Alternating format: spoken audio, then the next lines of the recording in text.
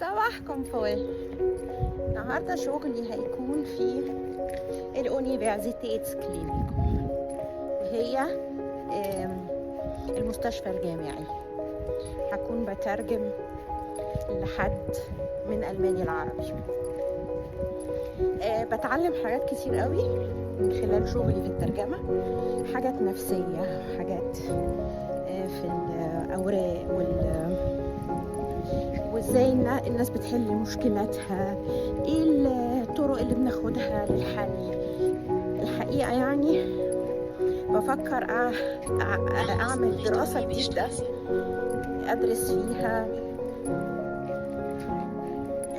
سوشيولوج، يعني معالج نفسي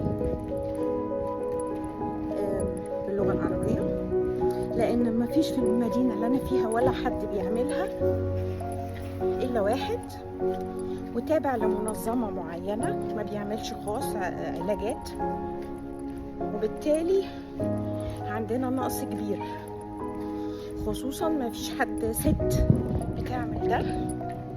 والستات هنا العرب عندهم مشاكل، محتاجين مساعدة في المجال العلاج مش النفسي، يعني نقول النفسي.